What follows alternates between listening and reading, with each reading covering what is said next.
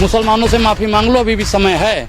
नहीं तो अगर मुसलमान भाई तुम्हें सुधारने पे उतरे ना तो तबीयत से सुधार। हेमंत बिस्वा शर्मा कह रहे हैं कि जो है मदरसों को बंद करना है। अभी कर्नाटक में चुनाव चल रहा है, क्या लग रहा है मदरसे के लिए आंदोलन करेंगे? भाई बिल्कुल होना चाहिए। मदरसा बंद क्यों होना चाहिए ये बताओ पहले। आज ये मदरसा बंद वहाँ से आतंकवादी काम करते हैं, सुनिए। अच्छा, वहाँ से कितने आतंकवादी निकले बताओ? अशफाकुल्लाह खान आतंकवादी थे आपके हिसाब से? किसने बोला? आप अभी कह रहे हो वहाँ से आतंकवादी निकलते हैं। है भैया, आप तो मदरसे में पढ़े हो ना, आतंकवादी काहे नहीं बन गए? पत्रकार भी मदरसे से पढ़े हो?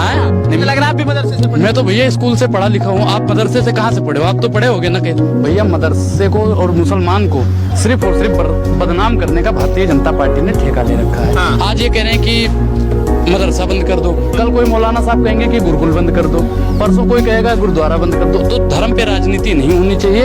और हेमंत विश्वकर्मा को सभी मुस्लिम भाइयों से हाथ जोड़कर, तो आप समर्थन में है? बिल्कुल समर्थन। आप ये कह रहे हैं हेमंत बिस्वा शर्मा माफी मांगे? बिल्कुल मुसलमानों से माफी मांगे। उन्होंने कहा है ना मदरसा बंद होना चाहिए। काहे बंद होना चाहिए भैया?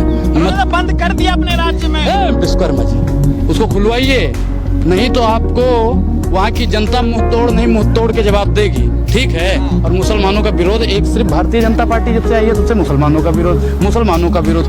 उनसे नौकरी मत मांगो, लेकिन वोट मुसलमानों को, मुसलमान भाई वोट भारतीय जनता पार्टी को दो। इनका मानना है कि इनसे शिक्षा मत मांगो, लेकिन वोट भारतीय जनता पार्टी को दो। मतलब क्या चाहते हैं ये? कौन ब्राह्मणों का मुख्यमंत्री होने लगा?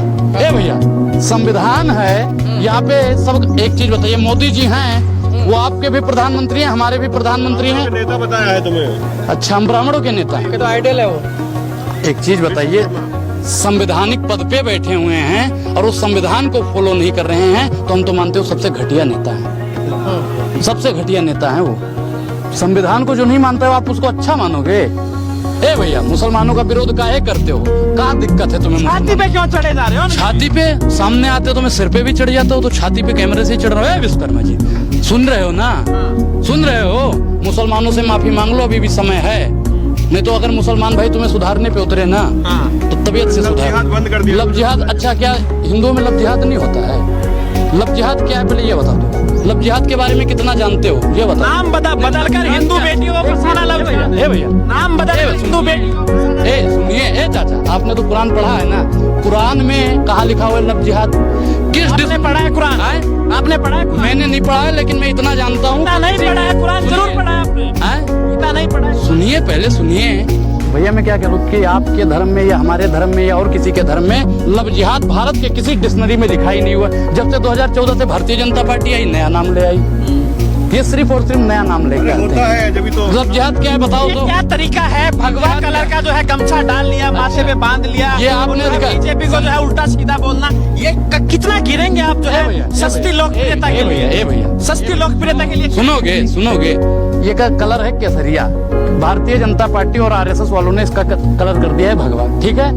और भारतीय जनता पार्टी का है ये, इस पे भारतीय जनता पार्टी का कॉपीराइट है। बोलिए, अरे किसी की हिम्मत है बोलने की, बोलो ना। अरे मान सम्मान वही करते हैं इसका। अच्छा, आप नहीं करते हो? आप नहीं करते हो? बोलो, आप करते हो या नहीं करते हो? आप करते हो या नहीं करते हो? जो पूछ रहे हो उसका जवाब दीजिए। चलिए आप ये बताइए कर्नाटक में क्या भैया देख लीजिए, जवाब दे इन्होंने नहीं दिया, बदलाव कर दिया। यही होता है इनकी दोहरी राजनीति। यही होते हैं भारतीय जनता पार्टी के पत्रकार। ऐसे पत्रकारों की 3 दवाई। समझ रहे हो ना? आपसे सवाल पूछ लिया तो आपको मिर्ची लग जाती है। हमसे कौन? आप क्या चाहते हैं? सवाल आपके घर से लेकर आइए, सब यहाँ पे नहीं होता है। सुनिए आपके वो सवाल आपके पास आते होंगे जवाब। सवाल पूछना है तो विश्वकर्मा जी से पूछो, सवाल पूछना है तो मोदी जी से पूछो, सवाल पूछना है तो अमित शाह से पूछो, सवाल पूछना है तो भगोड़े पत्रकार से पूछो, सवाल पूछना है तो योगी आदित्यनाथ से पूछो। हमसे कहीं पूछ रहे हो? दिल्ली पुलिस पहुंच गई है राहुल गांधी जी के पास। एक चीज बताइए, जब राहुल गांधी के पास, हम पहले देखो अंग्रेजों से लड़े तब नहीं डरे, उनकी गोलियों से नहीं डरे, अंग्रेज के बारूदों से नहीं डरे। तो है भैया, हम दिल्ली पुलिस से डरने वाले नहीं। मान ना जाए आप कांग्रेसी हैं? बिल्कुल कांग्रेसी नहीं। हम इस दल में हैं ना हम उस दल में हैं, हम निर्दलीय हैं। हम किसी पार्टी में नहीं है। हमारे पूर्वज लड़े थे आजादी के लिए।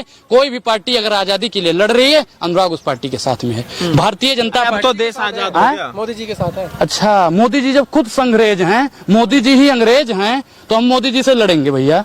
और उसके लिए अगर मुझे राहुल गांधी की या केजरीवाल की या और भी अन्य पार्टियों में जुड़ना पड़े तो मैं जुड़ने के लिए तैयार हूँ। कर्नाटक में क्या लग रहा है? सारी राजनीति कर्नाटक चुनाव को लेकर हो रही है। हेमंत बिस्वा शर्मा भी कर्नाटक में जाकर जो है बयानबाजी करे। कर्नाटक में चुनाव होने वाले हैं, लगातार हिंदुत्व की राजनीति हो रही है कर्नाटक में। वही तो इस देश का दुर्भाग्य है कि इस देश में सिर्फ और सिर्फ 2014 के बाद में हिंदू मुसलमान की राजनीति हो रही है। इस देश में विज्ञान पे राजनीति नहीं होती, शिक्षा पे राजनीति नहीं होती, स्कूल पे राजनीति नहीं होती, मदरसे पे राजनीति करते हैं। सिर्फ और सिर्फ एक अल्पसंख्यक समाज को दबाने का अगर कोई काम करता है तो भारतीय जनता पार्टी करती है। भारतीय जनता पार्टी मुसलमानों को दबाने के लिए, मुसलमान भाइयों को गिराने के लिए। मदरसों के कारण सुनिए, मदरसों के कारण मुसलमान पिछड़ा रह गया है। अच्छा। मदरसों में बदलाव लाने की जरूरत है, आधुनिक शिक्षा लाने की आधुनिक शिक्षा दे रहे हैं। तो ये मदरसा का टारगेट काहे कर रहे हैं भैया? वैसे ही बोल दें। अरे स्कूल खोल रहे हैं ना, आप भी स्कूल से पढ़े हैं, मुसलमान भाई क्यों ना स्कूल में पढ़े जाके? आप क्यों चाहते हो मदरसे में रह जाए? एक चीज बताइए, संविधान ने सबको इजाजत दिया है ना? संविधान ने इजाजत दिया है नहीं दिया है? बताइए। संविधान ने सबको बराबर अधिकार दिया। कोई मदरसे में पढ़े, स्कूल में पढ़े, गुरुकुल में पढ़े, गुरुद्वारे में पढ़े, कहीं भी पढ़े, बाध्य करोगे उसे? मना करोगे उसे कि नहीं पढ़ेगा? हिंदुओं से दिक्कत क्या है? नहीं, मुझे हिंदुओं से, मैं खुद हिंदू हूँ, सनातनी हूँ, ब्राह्मण हूँ, मुझे हिंदुओं से कौन सी दिक्कत है? लेकिन अच्छा, प्रमाण पत्र लोगे? प्रमाण पत्र लोगे? प्रमाण पत्र लोगे? विश्वास करना है तो ठीक है, नहीं तो भैया जय सिया राम। समझ रहे हो ना? अच्छा, मनमोहन सिंह कहते हैं कि पहला हक मुसलमानों का है देश पे, बताइए। संसाधनों पे मैं क्या बताऊं? सुनो, पहले पुराना बयान है, मुझे नया दोबारा बताते हैं ना। मुसलमानों का अधिकार है, मैं उस बात से सहमत हूँ। पूछिए कैसे? यहाँ पे सबसे ज्यादा दबाने का काम किसको किया जाता है? मुसलमानों को किया जाता है। अगर कांग्रेस पार्टी या मनमोहन सिंह जी उनको उभारने का काम करते हैं तो मैं उनकी इस सोच को सलाम करता हूँ। भारतीय जनता पार्टी तो सोचती ही नहीं है। आपने कर्नाटक पे जवाब नहीं दिया, क्या लग रहा है? भारतीय जनता पार्टी क्या होगा कर्नाटक में? भैया बदलाव होगा। मोदी हटाओ, देश बचाओ, देश का होगा बेड़ा पार। और अंग्रेजों से ज्यादा किया मोदी ने अत्याचार। तो देश के साथ अगर किसी ने खिलवाड़ करने का काम किया है तो भारतीय जनता पार्टी ने करा है। क्या खिलवाड़ किया? क्या खिलवाड़ के गिनवाया नहीं? एक चीज बताइए, किसानों के साथ खिलवाड़ हुआ नहीं हुआ? आय दुगनी करेंगे। आय किसकी दुगनी कर दी? अडानी जी की। भैया यूरिया महंगा कर दिया, डाई महंगा कर दिया। हम तब मानते किसानों की आय दुगनी हुई है जब गेहूं का दाम 20 से 40 हो जाता। अरे यार क्या है यार? गेहूं का दाम 20 से 40 हो जाता, 40 रुपए वाला चावल 80 में बिकने लगता, फिर मैं मानता किसानों की आय दुगनी हुई है। भारतीय जनता पार्टी ने नई ऊंचाई। अच्छा, विकास क्या है पहले ये बता दो। पत्रकार महोदय, आज मैं मान जाऊंगा, विकास क्या है बता दो। मोदी जी से पूछिए जाके। अच्छा, विकास कर रहे हैं वो, ये हमें बताएंगे, लेकिन विकास क्या है ये हम मोदी जी से पूछें। हाँ, मोदी जी से पूछेंगे। संविधान ने हमें अधिकार दे रखा है। हमने भैया मोदी जी को वोट दिया है तो मोदी जी से ही सवाल पूछेंगे। अगर मोदी जी जवाब नहीं देंगे तो कॉलर भी पकड़ के सवाल पूछने का अधिकार हमें संविधान ने दिया है। आने वाले समय पे उनका कॉलर पकड़ के भी संविधान से और उनसे हम सवाल पूछने का काम करेंगे। मोदी जी कितना भी बिल में घुस जाएं, कितना भी गुफा में घुस जाएं, लेकिन विपक्षी नेता उन्हें सुख से और चैन से बैठने नहीं देंगे जब तक हम अपने सवालों का जवाब नहीं ले लेंगे।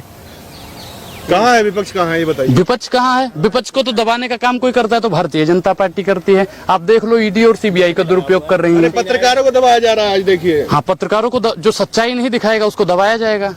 सच्चाई दिखाओगे तो आप आजाद हो। जेल पहुंचा दिया। अच्छा, जब फर्जी काम दिखाओगे, फर्जी बेवकूफ पंथी करोगे, भारतीय जनता पार्टी के तलवे चाटोगे, किसी एक पार्टी को नीचा गिराने की कोशिश करोगे, अंग्रेज और संघियों के पैर दबाओगे तो आपको जेल में नहीं तो नवाब शरीफ की दरगाह में बैठा दिया जाएगा। भैया आपने आप गलत क्या चाहते हैं? जो आपकी भाषा बोले वही पत्रकार है? नहीं, मेरी भाषा नहीं, जो गरीब की भाषा बोले वो पत्रकार है। जो विपक्ष की भाषा बोले वो पत्रकार है। जो संविधान की भाषा बोले वो पत्रकार है। तय करेंगे कौन पत्रकार है कौन नहीं? बिल्कुल तय करेंगे, बिल्कुल तय करेंगे। आप लोग अगर भारतीय जनता पार्टी की दलाली करोगे तो हम तय करेंगे कि आप पत्रकार नहीं। देश सवाल करना दलाली है? अच्छा, कौन सा सवाल किया आपने? पूछा कभी गरीबों के लिए मोदी जी आपने क्या किया?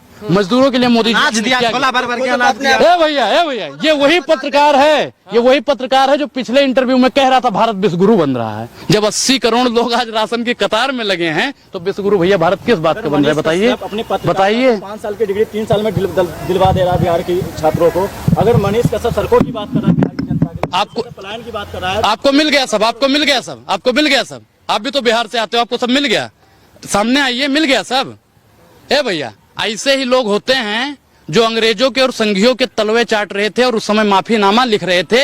इन्हीं लोगों की वजह से आज 2014 के बाद भारत फिर गुलाम हुआ है। ऐसे ही लोग होते हैं जो खाते हैं हमारे देश का लेकिन गाते हैं संघियों का, खाते हैं हमारी थाली का लेकिन गाते हैं भारतीय जनता पार्टी वालों। थोड़ा पाकिस्तान की गाते हैं आप। कौन सी पाकिस्तान की गाती हमने? पाकिस्तान की कौन सी गादी भैया? पाकिस्तान के बारे में क्यों नहीं बोलते आप? क्या पाकिस्तान के बारे में क्या बोले? पाकिस्तान हमारा चचेरा भाई है, पाकिस्तान हमारा चचेरा भाई है, हमारे भारत से ही तो गया है वो अपना चचेरा भाई है, उसके बारे में क्या बोले? अपने ही घर वालों को दबाए हम। बर्बाद हो गया वो, देखिए। एक चीज बताइए, सोचिए पत्रकार महोदय ये बात कि पाकिस्तान ने भीख मांगने के लिए भी प्रधानमंत्री रख रखा है। बर्बाद हो गया पाकिस्तान। जिस देश ने प्रधानमंत्री को भीख मांगने के लिए रख रखा है वो देश बर्बाद हो सकता है महाराज? तो आप बोलिए। मोदी जी भीख मांगे? हाँ, मोदी जी भीख मांगते थे, पहले भीख मांगते थे, रेलवे स्टेशन पे भीख नहीं मांगते थे, भीख मांगते थे और साथ साथ